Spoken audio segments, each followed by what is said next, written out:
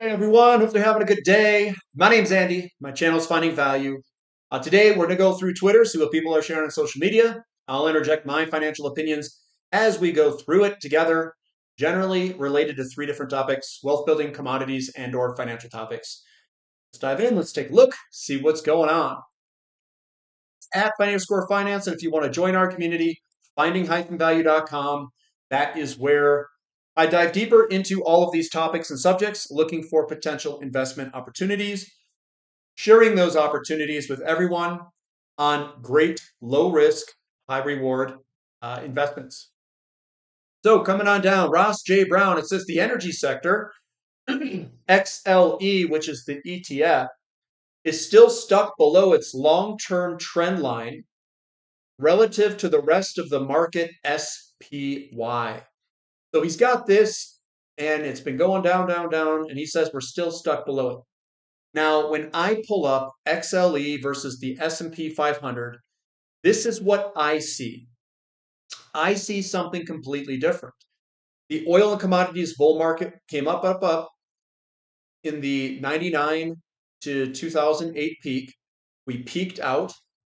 That peak was from '08 all the way till about 2014, that entire peak. And that's how long it takes in some of these. It takes a good 8 years for a peak. Then we broke down in 2014 of October, all the way down to the bottom of November of 2020, October, November of 2020. What I did is I sold my technology stuff. I sold it somewhere in here. It was in 2019.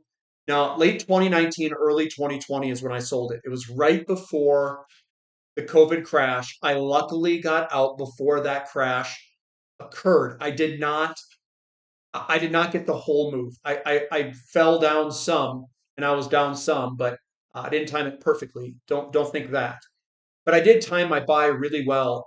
I bought in March, April timeframe. I bought a bunch of gold and silver, rode gold and silver higher, and then rotated in October, November into early 2021. All my money, well, not all of it, but a lot of it, into oil and gas. This is the breakout. This is the bottoming pattern. This is a shoulder, a head, and then a shoulder bottoming pattern. Your topping pattern is this topping pattern here. So there's your top. This is your bottom. This is, if you wanted to get the absolute bottom or top, you'd have to sell your energy and buy this whole area here for technology or the S&P 500. Here, you want to buy oil and you want to buy oil here. So these are going to be the two areas. Now, I don't know if this is completely done yet, but it's a big bullish flag pattern to go higher. So I don't see the same movement as what he's got here. What I see is something it's different, not completely different. We've already broken the downtrend. We can use this arrow guy as a deal here. That's the downtrend that we've broken. So, well, let's bring that back. So that's the downtrend we've broken, but you want to be S&P 500 now. You want to be long in oil, XLE. And the oil commodities bull market's coming, and we'll have a big run here. And where I think that we are located here is basically we're getting in this general area, maybe perhaps there. This is the total bottom. We came up, created a flag pattern, and then come up, flag pattern, come up, and then a potential top. So that's what we've got there. Coming down, we've got not falling for the Ponzi scheme, wise decision. So Microsoft shareholders vote against Bitcoin investment proposal. I would vote against it as well. I am not in the Bitcoin camp like some of you guys are in. USC small global oil deficit in 2025. In outlook reversal. So global demand is to exceed output by about 100,000 barrels a day. The IEA last month forecast was a 1 million barrel a day surplus. Well, looks like we're going to be running a deficit potentially, but pretty much an even market. Eric Nettles says depressed sentiment of epic proportions is preventing the oil market from seeing just how bullish last week's outcome was. Deferring the return of curtailed volumes to April, avoiding quarter one seasonal demand dip, and extending said schedule to 18 months versus 12 months is huge. And this is inventory forecast before the December, and this is it after the OPEC meeting. It's much, much lower. With an expected final surge of non-OPEC growth of about 1.4 million barrels per day in 2025, plus modest demand growth. Had the V8 gone ahead with the prior schedule, inventories were set to exceed historical averages. That is your $50 WTI scenario, which is now off the table. So this is what would have happened in 2025. There would have been a slight surplus against the go-forward demand growth rate. And then after this, it's basically squeezing the entire time here for a gap between go-forward demand and what is growth out in the markets. It says what we now have is a gradual return extending into 2026 when non-OPEC supply growth begins to meaningfully decelerate. OPEC can then have barrels pulled from them, and historical days of supply now implies a 2025 average Brent price of $89 a barrel. Strip right now is $71. It's about $18 undervalued. Why the disconnect? One reason is the market believes in a 6 to 8 million barrel per day of spare capacity. Inventories no longer matter to price when it is so large, is what their thinking is. We think the real number is 4 million barrels per day and is largely held by Saudi Arabia. Will and intent matters. The summary, even with likely too high non-OPEC supply growth forecasts in 25 and modest demand growth, OPEC Plus can now begin normalizing spare capacity without building inventories and negatively impacting price. We believe oil is mispriced due to erroneous views on spare capacity, in his opinion. Martin Pelletier says, scary times, zero transparency, hidden identities, billions of dollars, what could go wrong, and happening under a leftist government. And this is breaking. The Bank of England will hide the identities of any pension funds, insurers, or hedge funds bailed out under a new financial stability tool to prevent a wider crisis engulfing the economy, per Bloomberg. Bunch of money printing going on, boys. Bunch of money printing. Get ready. Yeah. We still laughing? Pay attention. Cattle to slaughter as predicted. XRP being down minus 16%. He's gone vertical here, guys. So we're going to get some pretty big pullbacks, I would guess, out of this. Oliver, so it says, here's the 10 stocks with the best fundamentals. So him or hers, no debt, 77% growth, 79% gross margins, 20% free cash flows, et cetera, et cetera. The time to buy this is not when it goes vertical here. Even though the stock can go vertical like this, and then their fundamentals look great, that's generally not a good time to buy. You want to buy it when it's low, back down here. And that's what we try to do. And if you look at the fundamentals of the 10 stocks he shares, they're all going vertical.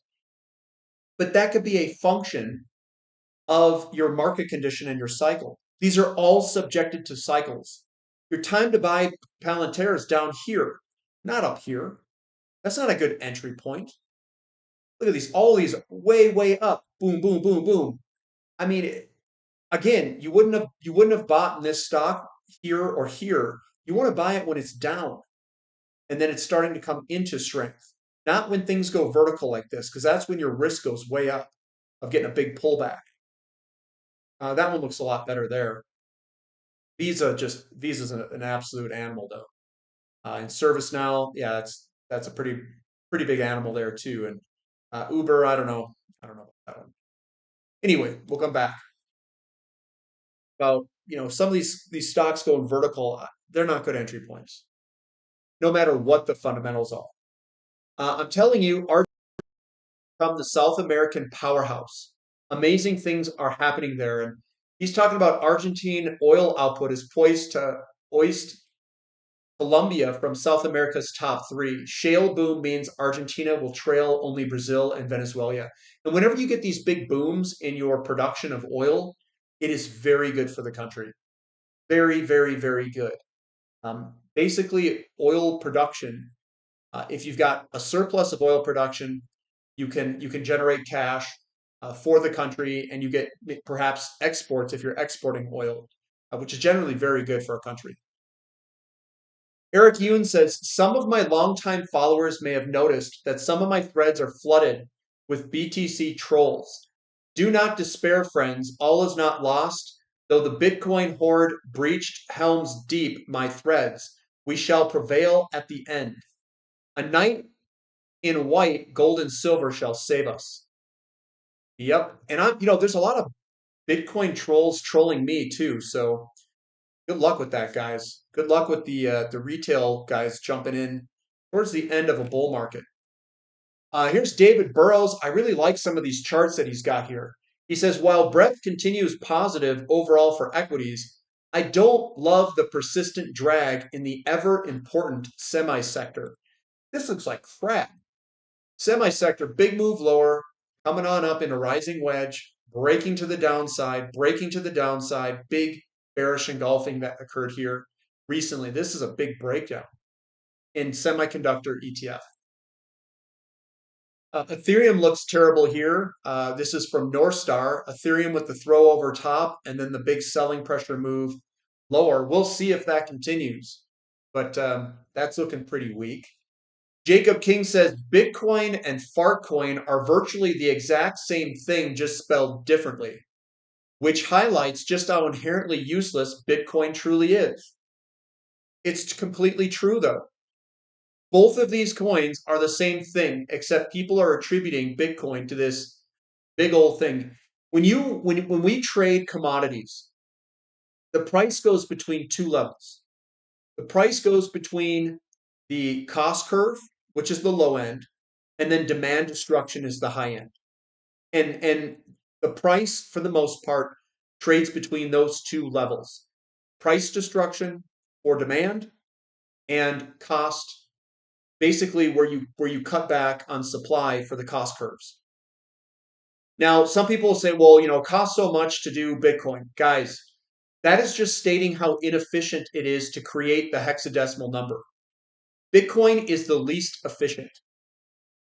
So why would someone want to adopt something that is so crappy in its efficiency? You're going to see fees be astronomical at some point when the miners are not being subsidized by those coins. Now, obviously, they try to create all these different things to fix that. Bitcoin Lightning and I don't know, all this other crap. But in my opinion, it's all garbage. And what it comes down to is you own a hexadecimal number.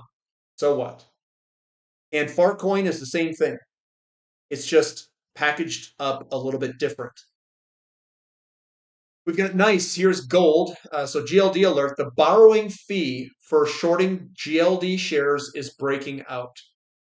And I'm be honest, I don't know if that really means all that much, but the borrowing fee to borrow for shorting GLD shares, maybe they're out of shares, tough to say. This one might surprise some folks, but semis versus large cap Canadian energy. And look at this double top we've got going on here. So semiconductors versus equal weight large Canadian energy ETF, and that looks ready to go down where the large cap Canadian ETF could outperform semiconductors. Is this the beginning of that shift? It sure looks like it to me. Now, I'm a big energy bull. Energy is what makes the world go round. Energy is what drives currencies. All currencies are a future claim on energy, either from energy itself or a commodity that is a derivative of energy or a product that was created and made and dug up by energy. So it's all just future claims of energy. Money use. Peter Lynch says the very best way to make money in a small growth company that has been profitable for a couple of years and simply goes on growing. One of the best ways to make Money, says Peter Lynch. I know a whole bunch of those in energy. Grady says, silver, the chart is what contrarian investing is all about. Looks ready, lifetime opportunity if grabbed. So this is silver divided by the NDX, the NASDAQ. This is the market condition that is coming, where silver is going to outperform and NASDAQ is going to underperform. That's a commodities bull market that's coming. Last bull market was from 2000 all the way up to 2011. That's the last bull market in commodities, and we're going to get another big bull market that's coming here soon. What he says is a reverse symmetry move is quite likely as general equities moves into a secular bear market and precious metals continues its now resumed secular bull market. And you can see the relative strength indicator diverging here in favor of silver coming back up. It says up to all-time highs would mean silver outperforms the NASDAQ by 30x. 30x. Now, we're waiting for those market conditions to come. And we're using charts and all of the data from the charts across a whole bunch of different charts to gather this information. He's not just using this one chart. He's using a whole bunch. And he's got hundreds of charts that agree with that viewpoint. So the data is where we are grabbing this information. It's not just one chart. It's everything interconnected sending that signal. Momentum structural. That's where we're going to end it, guys. So that's all I've got for today. Give me a thumb up for the content. Subscribe to the channel. Subscribe to the website if you'd like. I did release the midweek update today, so check it out. And that's all I've got for today. So we'll catch you next time. This is Finding Value.